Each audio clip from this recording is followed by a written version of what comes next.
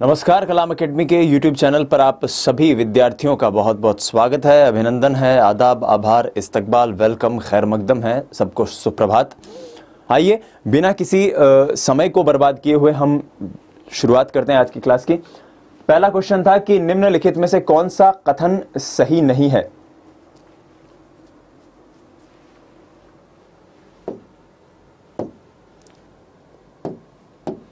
और जिन्होंने आज टेस्ट नहीं दिया है, मैं यही आपसे रिक्वेस्ट करूंगा कि आप टेस्ट जरूर दीजिएगा, और अब तक वैसे दे देना चाहिए था आप लोगों को टेस्ट। खैर, आ जाइए, निम्नलिखित में से कौन सा कथन सही नहीं है। तो इसका ऑप्शन बी इसका राइट आंसर था कि विकास एक मात्रात्मक व्यक्तिगत क्षमता रूपी प्रक्रिया को कहा जाता है। विकास मात्रात्मक होने के साथ गुणात्मक भी होती है, वृद्धि जो है वो मात्रात्मक होती है सिर्फ। तो ये इसका सही आंसर था। मेरे ख्याल से आप सभी विद्यार्थियों ने इसे क्लिक किया होगा। आइए दूसरे क्वेश्चन पर चलते हैं। विकास बड़े होने तक सीमित नहीं है, वरन इसमें प्रौढ़ावस्था के लक्ष्य की ओर परिवर्तनों का प्रगतिशील क्रम निहित रहता है। विकास के फलस्वरूप व्यक्ति में नवीन विशेषताएं, नवीन योग्यताएं प्रकट होती है। यह कथन किसने दिया है? तो हम जानते हैं, बहुत ही फेमस कथन है। कई बार कथनों से जुड़े हुए सवाल आ जाते हैं। मैं अक्सर कहा करता हूं, कथनों से जुड़े हुए सवाल आ जाते हैं। तो श्रीमती हार्लॉक ने यह कथन दिया था, श्रीमती हार्लॉक ने यह कथन दिया था दोस्तों। इसके अलावा गैसल ने कथन दिया था कि विकास जो है एक प्रत्यय से कहीं बढ़कर है, प्रत्यय से कहीं आगे। विकास संप्रत्यय, जिसको हम कॉन्सेप्ट्स कहते हैं, प्रत्यय से कहीं बढ़कर है, कहीं अधिक है। यह बात गैसल ने कही थी। तो इस तरह से आप चेक कर सकते हैं कि जो स्टेटमेंट में आपको स्टेटमेंट दिया था कि इसमें प्रौढ़ावस्था के लक्ष्य की ओर परिवर्तनों का प्रगतिशील क्रम निहित रहता है विकास में, और नवीन विशेषताएं, नवीन योग्यताएं की जो बात है, यह कथन किसने दिया था? यह हार्लॉक का कथन है। आइए अगले क्वेश्चन पे चलते हैं। निम्नलिखित में से कौन सा विकास का सिद्धांत नहीं है? विकास समय के साथ साथ धीरे धीरे गठित होता है। विकास की प्रत्येक अवस्था के अपने खतरे हैं। विकास की गति प्रत्येक व्यक्ति के लिए अलग अलग होती है। जी हां, विकास की सटीक गति एवं प्रकृति जन्म के समय ही निर्धारित हो जाती है। विकास की सटीक गति एवं प्रकृति जन्म के समय ही निर्धारित हो जाती है। यह कथन गलत है, यह कथन गलत है। यह विकास का कोई सिद्धांत नहीं है, क्योंकि विकास तो हम खुद जानते हैं। एक पूरा लेक्चर हमने इस टॉपिक पे किया था कि विकास व्यक्ति के अनुवांशिकता पर और व्यक्ति के वातावरण पर निर्भर करता है। वातावरण पर निर्भर करेगा तो समय के साथ साथ उसमें परिवर्तन होते रहेंगे। ऐसे में प्रश्न 3 का उत्तर था ऑप्शन डी। प्रश्न 3 का उत्तर ऑप्शन डी था। विकास की सटीक गति एवं प्रकृति जन्म के समय ही निर्धारित हो जाती है, यह इसका आंसर था। आइए अगले क्वेश्चन पे चलते हैं। मेरिडिथ के अध्ययन के अनुसार कहा जा सकता है कि सामान्य रूप से उन परिवारों के बालक कैसे होते हैं, यह क्वेश्चन पूछा गया है, जो सामाजिक स्तर से ऊंचे होते हैं। सामाजिक स्तर का मतलब यहां पर आप विकास के आयाम से लीजिए कि जिनका सामाजिक विकास अच्छे से होगा, और हमने एक चीज पढ़ी थी कि विकास जो है वो हमेशा एक दूसरे से इंटरलिंक्ड होता है। विकास हमेशा एक दूसरे से जुड़ा हुआ होता है। तो जब ये बात कह रहे हैं कि सामाजिक स्तर से ऊंचे होंगे, सामाजिक विकास अच्छे से होगा, तो जाहिर सी बात है वो विकसित भी होंगे। विकसित होंगे तो वो स्वस्थ भी होंगे। तो ऑप्शन बी जो है फोर्थ का, वो इसका करेक्ट आंसर हो जाएगा। ऑप्शन बी इसका करेक्ट आंसर हो जाएगा। फोर्थ का आंसर हो जाएगा ऑप्शन बी। आइए आगे बढ़ते हैं। निम्न में से कौन सा कथन उच्च प्राथमिक स्तर के विद्यार्थियों से सहमति नहीं रखता है? कौन सा कथन उच्च प्राथमिक विद्यालय के विद्यार्थियों से सहमति नहीं रखता है? सामाजिक व्यवहार उत्तरोत्तर समवयस्क समूह के आदर्शों से प्रभावित होता है। बिल्कुल होता है। आप जानते हैं टोली वाली अवस्था होती है। दूसरा था, इस अवस्था में अधिकांश बच्चे तीव्र गति से वृद्धि नहीं करते। बिल्कुल यही है, क्योंकि बच्चों की वृद्धि तो होती है और अच्छी गति से वृद्धि होती है, इसलिए बी ऑप्शन इसका करेक्ट आंसर था। नहीं पूछा गया है और यही स्टेटमेंट है कि इस अवस्था में अधिकांश बच्चे तीव्र गति से वृद्धि नहीं करते।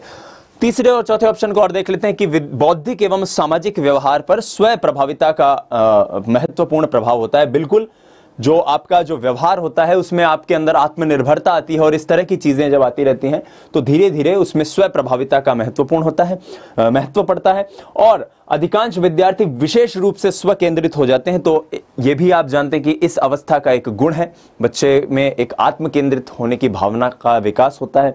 आत्म केंद्रित किस प्रकार से कि वो आत्मनिर्भर होने लग जाता है धीरे धीरे, और इस कारण धीरे धीरे वो आत्म केंद्रित होना भी शुरू हो जाता है। तो पांचवे का ऑप्शन बी जो है वो उत्तर हो जाएगा। बहुत सरल क्वेश्चन था ये। टोली अवस्था, गैंग एज जो है वो कौन सी अवस्था को कहा जाता है? तो हम जानते हैं उत्तर बाल्यावस्था जो है वो टोली अवस्था कहलाती है। 7वें प्रश्न पर चलते हैं कि ब्रूनर की प्रतिबिंबात्मक अवस्था पियाजे के संज्ञानात्मक विकास की किस अवस्था से मेल खाती है? ब्रूनर की प्रतिबिंबात्मक अवस्था पियाजे की संज्ञानात्मक विकास की किस अवस्था से मेल खाती है? तो आप जानते हैं कि प्रतिबिंबात्मक अवस्था की जब मैं बात करूंगा तो एक ऐसी अवस्था जहां पर बालक जो है वो उसके विकास में प्रतिबिंब के जो आयाम है वो एक महत्वपूर्ण भूमिका निभाए, वो कल्पनाओं की दुनिया में खोया रहे। मैं सिर्फ ब्रूनर की बात कर रहा हूं, अभी मैं पियाजे के बारे में कुछ भी नहीं कहूंगा। देखिए किस तरह से चीजें लिंक होंगी। ब्रूनर कहते हैं कि एक ऐसी अवस्था होती है जिसको प्रतिबिंबात्मक अवस्था कहते हैं, जिसमें बच्चे के दिमाग में बहुत सारी इमेजेस बनती हैं। वो कुछ भी सोचता है दिमाग में, कल्पनाएं करता है तो कुछ इमेज बनती है। अब आप बताइए कि जब हम संज्ञानात्मक विकास की बात करते हैं और पियाजे के संज्ञानात्मक विकास की बात करते हैं, तब पियाजे की उन 4 अवस्थाओं में ऐसी कौन सी अवस्था है जब बच्चा चित्र बनाता है, कल्पनाओं की बात करता है? याद है हमने इस चीज को बहुत अच्छे से डिस्कस किया था कि परियों की कहानी बच्चा सुनता है और उसको लगता है वाकई परी है। वो डॉक्टर खेलता है, बच्चियां गुड़िया खेलती रहती हैं। तो ये कौन सी अवस्था है? ये पूर्व संक्रियात्मक अवस्था है। 7वें का आंसर हो जाएगा ऑप्शन बी। ऑप्शन बी इसका सही उत्तर हो जाएगा। फिर निम्नलिखित में से कौन सा गुण पूर्व बाल्यावस्था का गुण नहीं है? पूर्व बाल्यावस्था की बात हो रही है। इस अवस्था में बालक में तीव्र भाषाई कल्पना शक्ति का विकास होता है। भाषाई तथा कल्पना शक्ति का विकास होता है, बिल्कुल होता है। इस अवस्था को खिलौनों की अवस्था कहा जाता है। इस अवस्था में बालक में आत्मनिर्भरता की भावना का विकास होने लगता है। नहीं, आत्मनिर्भरता की भावना का विकास तो उत्तर बाल्यावस्था में होता है, टोली आयु में होता है, स्कूल एज के अंदर होता है, गैंग एज में होता है। तो ऑप्शन सी जो है वो इसका सही उत्तर हो जाएगा। और इस अवस्था में अनुकरण करने की प्रवृत्ति सबसे अधिक होती है, बिल्कुल, ये भी हमने पढ़ा है। इस अवस्था में अनुकरण करने की प्रवृत्ति जो है वो व्यक्ति में सबसे ज्यादा पाई जाती है। आप लोगों को क्लियर तो हो रहा है ना? चीजें समझ में तो आ रही हैं, हाँ या ना? अरे भाई बोलो। तो ये इस तरह से हम क्वेश्चन पे चल रहे हैं। थोड़ा सा आप लोगों को लग रहा होगा कि सर बहुत अपन गति में चल रहे हैं, उसका रीजन है कॉन्सेप्ट्स को, इनको सबको हमने बहुत अच्छे से पिछले कई क्लासेस में डिस्कस किया है, उनके ऊपर विचार किया है, उनको पढ़ा है, समझा है। इसलिए आज हम सिर्फ आंसर्स के ऊपर चल रहे हैं। आइए, शिशु आसानी से अपने पांव का अंगूठा चूस सकता है जबकि 5 वर्ष का बालक ऐसा नहीं कर सकता। सरल सा क्वेश्चन है, बहुत सरल क्वेश्चन है। और कैसे इसका क्या होगा इसका उत्तर? सिंपल सा क्वेश्चन था कि ये क्वेश्चन छोटा बच्चा जो है वो ऐसा क्यों कर लेता है? क्योंकि उसकी हड्डियां जो है बहुत ही नरम होती है, बहुत ही लचीली होती है। शिशु ऐसा इसलिए कर लेता है क्योंकि उसकी हड्डियां बहुत ही नरम होती है और बहुत ही लचीली होती है। शिशु की हड्डियां नरम और लचीली होती है। 9वें प्रश्न का उत्तर है। 10वें प्रश्न पर आते हैं कि विकास का वह पैटर्न जो इस बात को स्पष्ट करने में सहायता करता है कि बच्चा खड़े होने से पहले बैठना, चलने से पूर्व घुटनों के बल चलना और फिर सब ये सारी उसकी अवस्थाएं होती है। तो ये कौन सा है? सिफेलोकॉडल प्रॉक्सिमोडिस्टल, विशिष्ट से व्यापक कार्यवाही की तरफ, या फिर अनियमित प्रगति। और हम जानते हैं सिफेलोकॉडल क्या कहता है? शीर्ष से पैरों की तरफ। बच्चा पहले गर्दन उठाना सीखेगा, गर्दन को संभालना सीखेगा, फिर सीना उठाना सीखेगा, फिर बैठना सीखेगा, फिर घुटनों के बल चलना सीखेगा, फिर खड़ा होना सीखेगा और उसके बाद वो चलना सीखेगा। ये उसकी पूरी गति थी, ये उसका पूरा तरीका था, ये उसका पूरा पैटर्न था जिस पैटर्न पर एक बालक का विकास होता है। तो प्रश्न नंबर 10 का उत्तर हो जाएगा सिफेलोकॉडल या शीर्ष पदोमुख, शीर्ष से पैरों की तरफ, सिफेलोकॉडल। आइए आगे बढ़ते हैं अगले प्रश्न में। एरिक्सन का मनोसामाजिक सिद्धांत किस बात पर बल देता है? एरिक्सन का मनोसामाजिक सिद्धांत उद्दीपन व प्रतिक्रिया पर, लिंगीय प्रसुप्ति स्तर पर, क्रिया प्रसूत अनुबंधन पर। सरल सी बात थी, हमने पढ़ा था एरिक्सन के मनोसामाजिक सिद्धांत में 8 स्टेजेस होती है, 8 उसकी अवस्थाएं होती है, 8 उसके चरण होते हैं। और जिनमें एक चरण हमने, कुछ विद्यार्थी कुछ कह रहे हैं,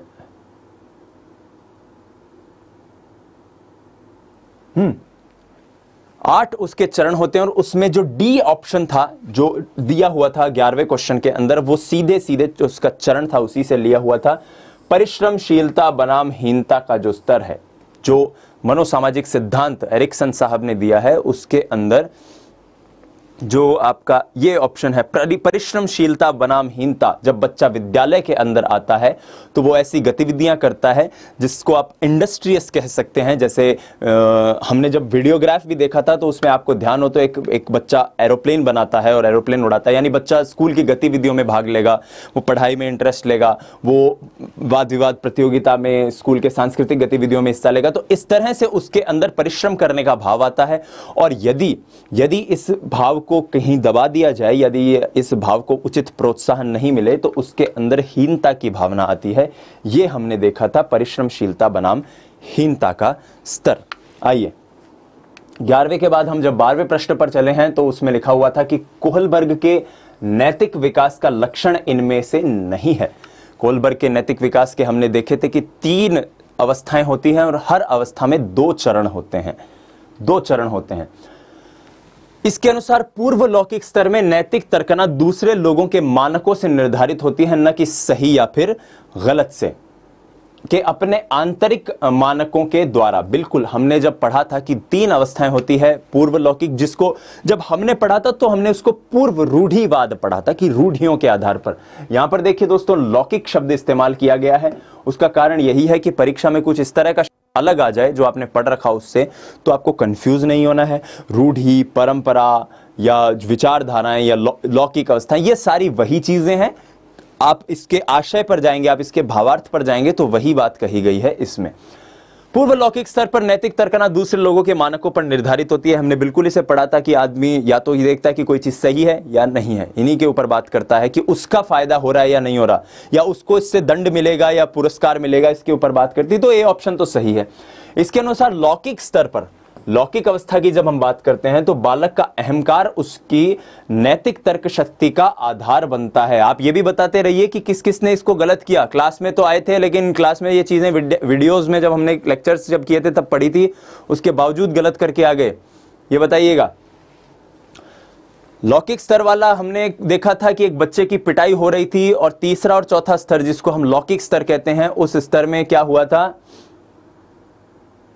उस स्तर में हमने क्या पढ़ा था लौकिक स्तर के अंदर? लौकिक स्तर में हमने यही देखा था कि बालक जो है वो समाज के जो नियम हैं उनके आधार पर उसकी जो नैतिक तर्कना शक्ति है, समाज के जो कायदे कानून है उनके आधार पर नैतिक तर्कना शक्ति जो है वो उस बालक की निर्धारित होती है। ऐसे में आप देख सकते हैं कि 12 नंबर प्रश्न का उत्तर हो जाएगा ऑप्शन बी। पश्च लौकिक अवस्था में बच्चे की नैतिक अवस्था पूर्णतः आंतरिक नियंत्रण में होती है। हमने देखा था कि जब इससे आगे की स्टेज में जब बालक जाता है तो उसकी जो अवस्थाएं हैं, जो उसकी जो नैतिक तर्कना शक्ति है वो इसके आधार पर डिपेंड हो जाती है। कोहलबर्ग के नैतिक विकास की अवस्थाएं सभी संस्कृतियों के संबद्ध चरणों की सार्वभौम श्रृंखला है। बिल्कुल, जो भी व्यक्ति की जो सांस्कृतिक जिस तरह से उसका विकास हो रहा है व्यक्ति का, उसी की सार्वभौम श्रृंखला है कोहलबर्ग के नैतिक विकास की जो अवधारणा है, नैतिक विकास की जो अवस्थाएं हैं। तो 12वें का आंसर हो जाएगा ऑप्शन बी। वाइगोत्स्की के सिद्धांत में विकास के निम्नलिखित में से कौन से पक्ष की उपेक्षा की गई है? सरल सा सवाल है। सांस्कृतिक, जैविक, भाषाई या फिर सामाजिक। 13वां क्वेश्चन और इसका उत्तर हो जाएगा जैविक, क्योंकि जो वाइगोत्स्की जब बात करते हैं तो कहते हैं कि व्यक्ति का जो विकास है वो उसके सांस्कृतिक और सामाजिक जो विकास है उसके अंतर्गत एक संबंध है, उसके जरिए उस व्यक्ति का विकास होता है। और विकास एकाकी नहीं होता, उसके बहुत सारे पक्ष होते हैं, शारीरिक हो, भाषाई हो, मानसिक हो, ये सारे विकास के अलग अलग पक्ष वाइगोत्स्की ने बताए हैं। और उन्होंने कहा कि सांस्कृतिक और समाज के मध्य जो संवाद होगा व्यक्ति का, वही उसका विकास होगा। और ऐसे में जैविक विकास को उन्होंने उसकी उपेक्षा करी, जैविक विकास के बारे में बहुत कम बात कही है उन्होंने, इसलिए इस प्रश्न का उत्तर हो जाएगा option B. Option B will be the right answer of this question, question number 13। आइए आगे बढ़ते हैं अगले क्वेश्चन पे। पियाजे के संज्ञानात्मक विकास की वो अवस्था जिसमें बालक का चिंतन तार्किक न होकर सहज व आत्म केंद्रित होता है। हमने अभी भी एक क्वेश्चन किया था, ब्रूनर के आधार पर क्वेश्चन को किया था, और वही क्वेश्चन अब आया है। कह रहा है कि बच्चे का चिंतन जो है वो तार्किक नहीं होना चाहिए, आत्म केंद्रित होना चाहिए। ऑप्शन नंबर बी इसका उत्तर हो जाएगा, पूर्व संक्रियात्मक अवस्था, जिसे हम प्री ऑपरेशनल स्टेज कहते हैं। प्री ऑपरेशनल स्टेज इसे कहते हैं। आइए आगे बढ़ते हैं 15 नंबर के ऑप्शन पे, बालक के नैतिक विकास को प्रभावित करने वाले कारकों का सही समूह है।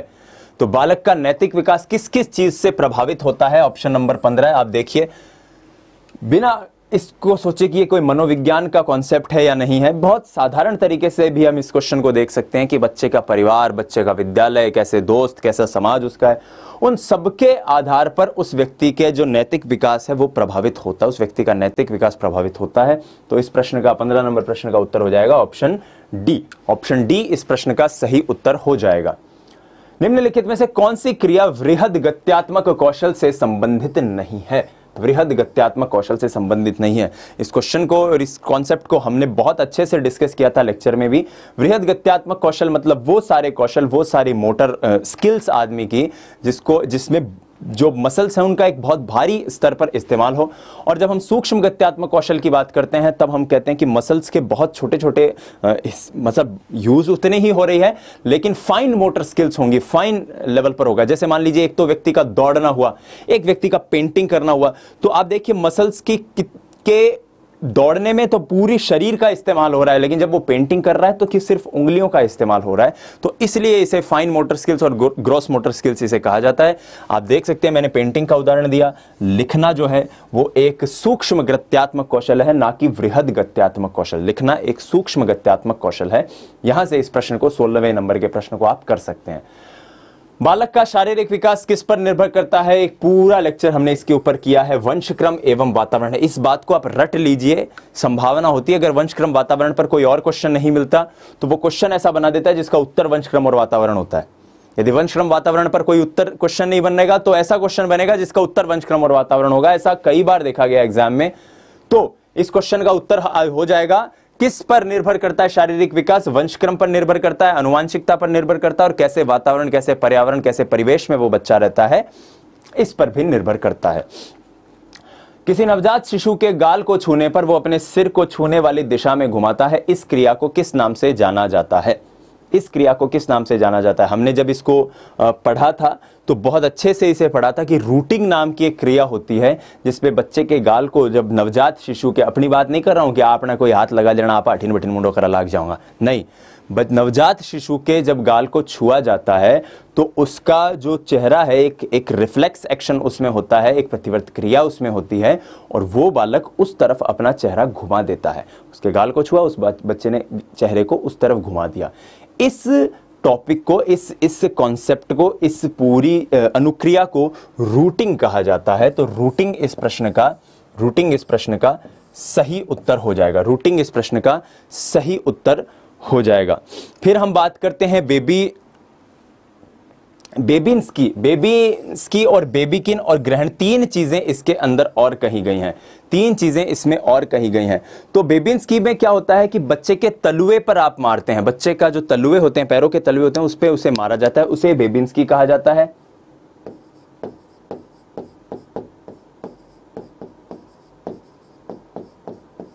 और बेबीकिन जो होता है उसमें बच्चे की हथेली को दबाया जाता है। हथेली को, जब बच्चे की हथेली को दबाया जाएगा तो वो अपनी गर्दन, अपना चेहरा थोड़ा सा उठाता है, इसको बेबीकिन कहा जाता है।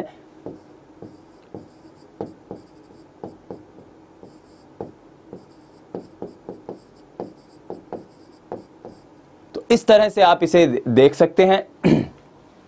नवजात शिशु के से जुड़ी हुई, नवजात शिशु के जो नेटल केयर से जुड़ी हुई जो चीजें हैं वो सारी इसके अंतर्गत आती हैं।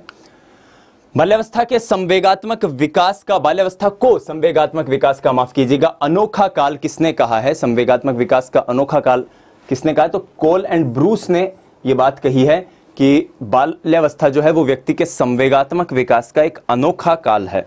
कोल एंड ब्रूस का यह कथन है, बहुत इंपॉर्टेंट है जो कथन आपके परीक्षा के दृष्टिकोण से, इसलिए इनको आप जरूर याद कीजिएगा। मैंने बताया भी था, आप एक सादे कागज पर ये सारे कथन लिख लीजिए और उनको फिर एक एक करके याद करते रहिए, मेमोराइज करते रहिए। ब्रिजेस के अनुसार सबसे अंत में विकसित होने वाला संवेग कौन सा है? बहुत अच्छा सवाल है ये कि सबसे अंत में कौन सा संवेग व्यक्ति का विकसित होता है। आइए इसको पहले समझने की कोशिश करते हैं, उसके बाद इस पर जाएंगे।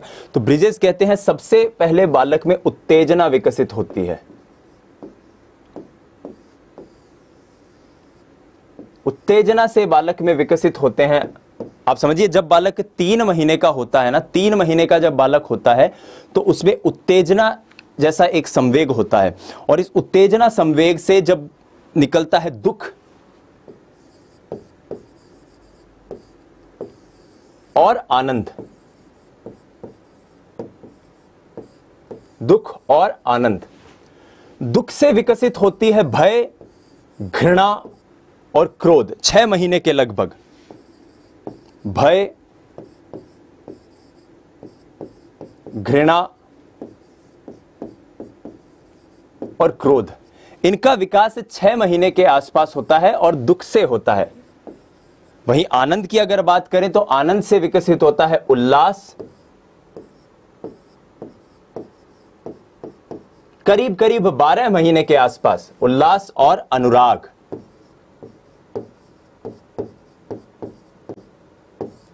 उल्लास और अनुराग।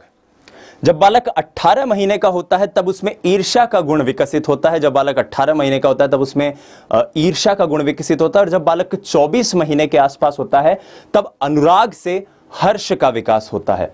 तब अनुराग से हर्ष का विकास होता है। 18 महीने के आसपास ईर्ष्या और 24 महीने के आसपास अनुराग से हर्ष का विकास। तो आप देख सकते हैं जो ये सारी अवस्थाएं हैं, इनमें हर्ष जो है उसके विकास में करीब करीब 24 माह लगे।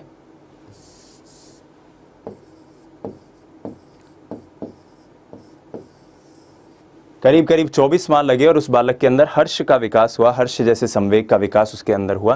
तो इसलिए इस प्रश्न का 20 नंबर प्रश्न का उत्तर हो जाएगा ऑप्शन डी। निम्नलिखित में से कौन सा कथन सही नहीं है? 21वां प्रश्न, कौन सा कथन सही नहीं है, यह बात पूछ रहा है।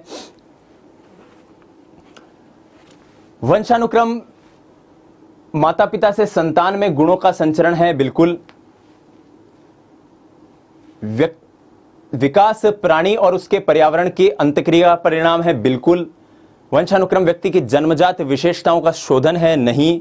और माता पिता की शारीरिक और मानसिक विशेषताओं का संतान में संचरित होना ही वंशानुक्रम है। तो ऑप्शन सी जो है वो इसका उत्तर हो जाएगा। वंशानुक्रम व्यक्ति की जन्मजात विशेषताओं का शोधन नहीं है, बिल्कुल नहीं है, किसी भी स्तर पर नहीं है। बाकी तीनों ऑप्शन जो है वो वंशानुक्रम को जब हमने पढ़ा था तो बहुत अच्छे से डिस्कस किया था कि किस तरह से माता पिता से, एंसेस्टर से बच्चे के अंदर गुणों का विकास होता है और यही उसका वंशानुक्रम होता है। मानव व्यवहार की प्रत्येक विशेषता किसके मध्य अन्योन्य क्रिया का फल है? अभी अभी हमने कहा था कि अगर वंशानुक्रम और वातावरण के ऊपर कोई प्रश्न नहीं मिल पाया उसे, तो वो ऐसा प्रश्न बना देगा जिसका उत्तर वंशानुक्रम और वातावरण हो जाएगा। तो क्या होगा इसका उत्तर? क्वेश्चन नंबर 22 का, वंशानुक्रम एवं वातावरण किसके मध्य क्रियाओं का, अंतः क्रियाओं का फल है? वंशानुक्रम, वातावरण, केवल 1 व 3, केवल 1 व 3। 22 नंबर का, विकास का प्रथम चरण है। हमने बहुत अच्छे से इस चीज को डिस्कस किया था कि विकास का प्रथम चरण क्या होता है। कौन सा चरण विकास का प्रथम चरण है, बताइए? शारीरिक विकास इसका सही उत्तर है। शारीरिक विकास जो है वो सबसे पहले होता है, बाद में ये सारी चीजें होती है। उसके अंदर नैतिक विकास होना, उसका सामाजिक विकास होना, मानसिक विकास होना, सबसे पहले तो शारीरिक विकास होता है उस बालक का। इस आयु तक अधिकांश बच्चे शब्दों को मिलाकर छोटे छोटे वाक्य बोलना शुरू कर देते हैं। शारीरिक विकास को जब हमने पढ़ा था तो बहुत अच्छे से इस कॉन्सेप्ट को हमने समझने की कोशिश की थी कि इस अवस्था में अधिकांश बच्चे शब्दों को मिलाकर छोटे छोटे शब्द बोलना शुरू कर देते हैं। तो 24वें प्रश्न का उत्तर हो जाएगा ऑप्शन सी, 18 से 24 माह। 18 से 24 माह, एक पूरी टेबल हमने डिस्कस करी है इसमें कि इस अवस्था तक बच्चा बोलना शुरू कर देता है, इस अवस्था तक बच्चा अपने पैरों पर चलना शुरू कर देता है। पूरा बहुत गंभीरता से हमने इस चीज को डिस्कस किया। आप उन लेक्चर्स को जरूर जाकर देखिएगा जिनको याद नहीं है अभी भी। आंख के रंग को कौन सा कारक प्रभावित करता है? बहुत सिंपल सा क्वेश्चन है। आंख के रंग को कौन सा कारक प्रभावित करेगा? अनुवांशिकता।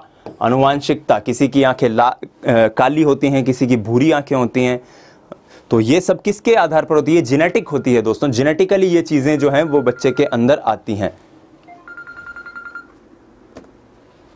आइए उत्तर प्रश्न संख्या 26 पर चलते हैं।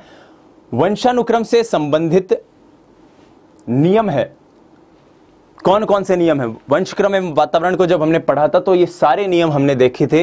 बीज कोश की निरंतरता का नियम, गाल्टन का जीव सांख्यिकी नियम, अर्जित गुणों के संक्रमण का नियम या उपर्युक्त सभी। तो ये जो चीजें थी ये सारी हमने पढ़ी थी, ये सारे नियम होते हैं। इसके अलावा भी हमने कुछ नियम देखे थे, तो ये तीनों नियम है, उत्तर हो जाएगा उपर्युक्त सभी। Every option is correct. इसके अलावा भी बहुत से नियम जो थे वो हमने देखे थे। आइए आगे बढ़ते हैं, 27वें प्रश्न को देखते हैं। निशुल्क एवं अनिवार्य बाल शिक्षा का अधिकार अधिनियम 2009 में अनिवार्य शब्द का अर्थ है। इस अनिवार्य का क्या मतलब है, बहुत डिटेल में हमने डिस्कस किया इसमें, बताइए। तो सबसे सटीक ऑप्शन जो है वो ऑप्शन डी है इसमें, कि उचित सरकारें, उचित सरकार का मतलब समुचित सरकार, दाखिला, उपस्थिति और प्राथमिक शिक्षा की पूर्णता को निश्चित करेंगी। यह भी निश्चित करेंगे कि बच्चे का दाखिला हुआ है या नहीं, और इसके साथ यह भी निश्चित करेंगे कि उसको उसकी शिक्षा पूरी हुई है या नहीं। इसीलिए निःशुल्क और अनिवार्य शिक्षा के अधिकार में जब बच्चा उसकी शिक्षा पूरी हो जाती है तो 1 महीने के बाद जिस विद्यालय में उसने शिक्षा पूरी करी है उस विद्यालय के प्रधान अध्यापक उस बालक को एक सर्टिफिकेट देते हैं, एक प्रमाण पत्र देते हैं कि तुम्हारी जो ये शिक्षा जो है, प्रारंभिक शिक्षा है, वो पूरी हुई है।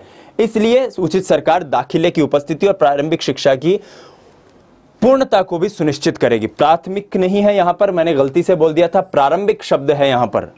निःशुल्क एवं अनिवार्य बाल शिक्षा का अधिकार में प्रारंभिक शब्द इस्तेमाल किया है।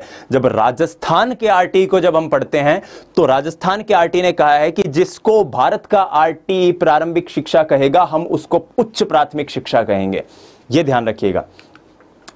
आरटी एक्ट 2009 की कौन सी धारा के अंतर्गत सतत एवं व्यापक मूल्यांकन की अवधारणा दी हुई है? सतत एवं व्यापक मूल्यांकन की अवधारणा दी हुई है। इसका उत्तर है option number D. Option number D, अध्याय नंबर 5 का ऑप्शन नंबर की धारा नंबर 29, जिसमें पाठ्यक्रम की बात हुई है, जिसमें सतत एवं व्यापक मूल्यांकन की अवधारणा की भी बात हुई है, सीसीई की भी बात जिसके अंदर हुई है। अब आप कहेंगे कि गुरुजी आपने तो जब उस दिन लाइव लेक्चर दिया था तब आपने कहा था कि धारा 4 ही इंपॉर्टेंट है, धारा 4 में से ही चीजें बनेंगी। तो प्यारे साथियों देखो, धारा 26 जब हमने देखी थी, धारा 26 के अंदर हमने बात करी थी कि जो है नियुक्तियां समय पर होंगी। 27 बात करता है कि गैर शिक्षण जो कार्यों में मतगणना, जनगणना और आपदा प्रबंधन। 28 जो है उसमें हमने बात किया था कि प्राइवेट ट्यूशन की बात हुई थी। तो ये तीन तो धारा जो है, ये तीन तो अध्याय 4 से ही जुड़ी हुई है ना, और इनमें कहीं सतत व्यापक मूल्यांकन की बात नहीं हुई। तो इन 3 में नहीं हुई तो जाहिर सी बात है ऑप्शन नंबर डी में होगी, धारा नंबर 29 में होगी। इस तरह से भी आप इसको कर सकते हो, इस क्वेश्चन को। बाकी 28वां क्वेश्चन मेरे ख्याल से आप सभी को ध्यान होगा, पाठ्यक्रम की बात इसमें होती है, सतत एवं व्यापक मूल्यांकन की बात भी इसके उपधारा नंबर उपधारा 2 में इसकी बात। आरटी एक्ट 2009 के अंतर्गत 6 से 14 वर्ष के बालकों का कौन सा वर्ग नहीं है? तो आप जानते हैं विशेष बालक जैसा कोई वर्ग नहीं है। धारा संख्या 2 में परिभाषाएं दी हुई हैं और उन परिभाषाओं के अंदर, धारा संख्या 2 में जो परिभाषाएं दी हुई है उन परिभाषाओं में विशेष बालक की कोई परिभाषा नहीं है। असुविधाग्रस्त बालक हैं, दुर्बल वर्ग बालक हैं, निशक्त जन बालक हैं, ये सारे बालक हैं, लेकिन विशेष बालक जैसी कोई परिभाषा इसमें नहीं दी गई है। तो यहां पर हमने 30 के 30 सवालों को हल करने की कोशिश करी। थोड़ा सा फास्ट चले, कुछ चीजें आपको लगा होगा कि सर आपने इसके बारे में कुछ बताया नहीं, तो हमने डिटेल में जब हमने टॉपिक पढ़े हैं तो इन चीज़ों को बताया है। आप जाइए प्लेलिस्ट के सेक्शन में, मनोविज्ञान के सारी कक्षाओं को एक बार खंगालिए, थोड़ा सा समय दीजिए, थोड़ा सा निवेश कीजिए, अपने कीमती समय को देंगे तो जाहिर सी बात है आपको उसका बेनिफिट भी मिलेगा, आपको उसका फायदा भी मिलेगा, और आपके कॉन्सेप्ट जो हैं, जो बाई चांस इतना पढ़ने के बावजूद भी थोड़े बहुत वीक रह गए होंगे, वो कॉन्सेप्ट जो हैं वो और अच्छे से क्लियर हो जाएंगे। मैं लेता हूं विदा, फिर मिलूंगा आपसे अगली क्लासेस में। तब तक के लिए बहुत बहुत शुक्रिया। आपका दिन शुभ हो, अच्छे से पढ़ाई करते रहिए, फिर मिलेंगे।